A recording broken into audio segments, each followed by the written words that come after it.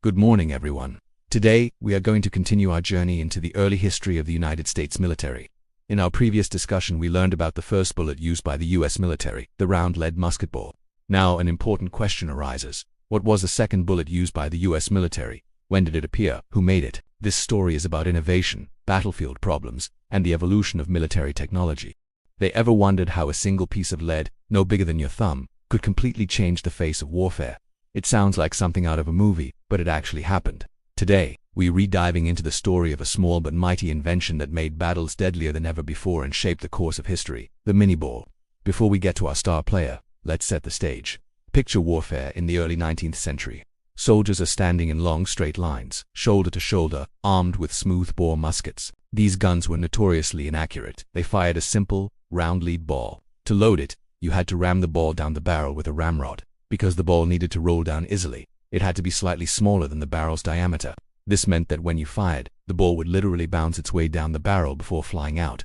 You could be aiming at a target just 50 or 80 yards away and still miss completely. It was more about firing a volley of lead in the general direction of the enemy and hoping for the best. Combat was close, personal, and frankly, a bit of a lottery.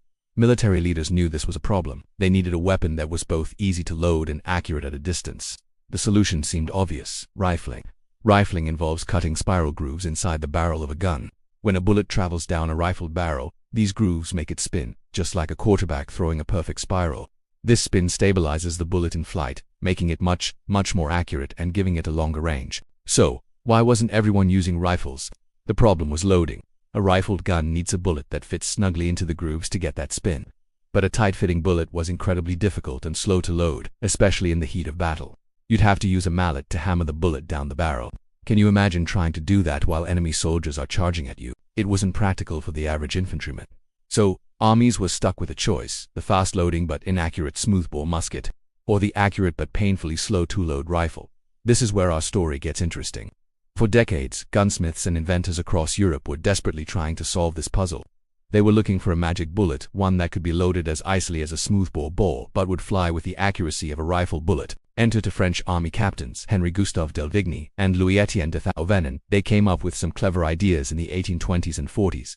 Delvigny designed a chamber at the bottom of the barrel that was narrower than the bore. The idea was that the loose ball would stop at this chamber, and a few good whacks with the ramrod would flatten it, causing it to expand and grip the rifling when fired. Thauvenen improved on this with his tidge system, which placed a small steel stem at the base of the barrel. When the bullet was rammed down, it would hit the stem and deform, again expanding to fit the rifling. These were steps in the right direction, but they still required a lot of force to load and could lead to other problems, like the bullet not expanding evenly. The perfect solution was still just out of reach.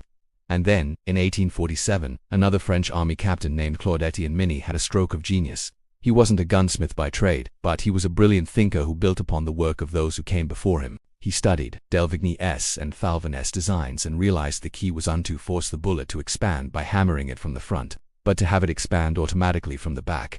Minie's design was revolutionary in its simplicity. Instead of a round ball, he created a bullet that was conoidal, or cone-shaped.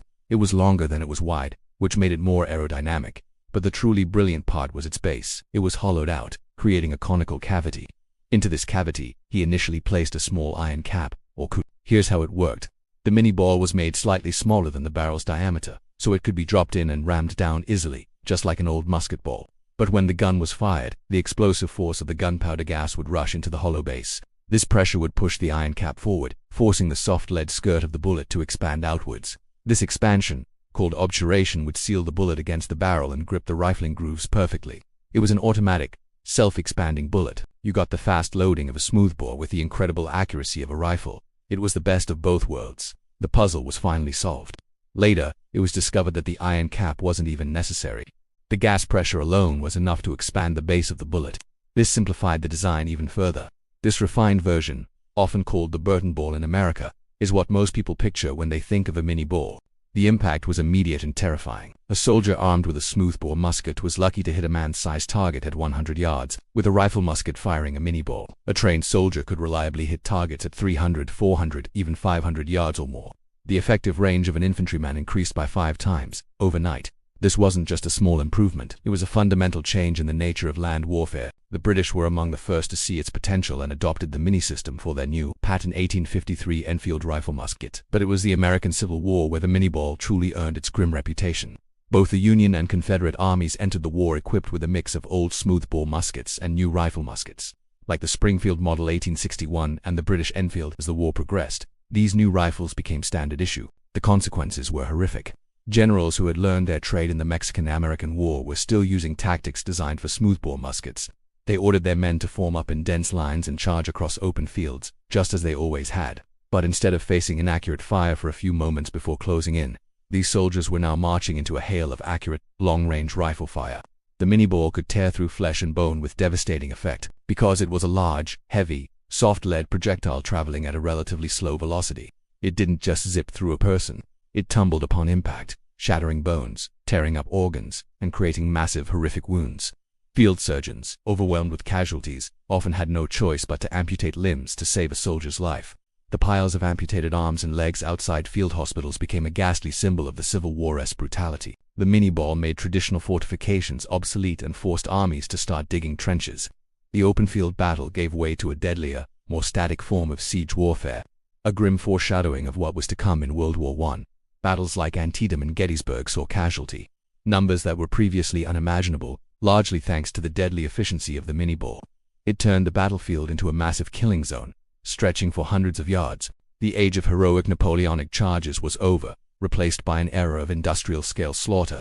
So, the next time you see a picture of a Civil War soldier or hear about those famous battles, remember the small piece of lead that made it all so different. The Minié Ball wasn't just a bullet.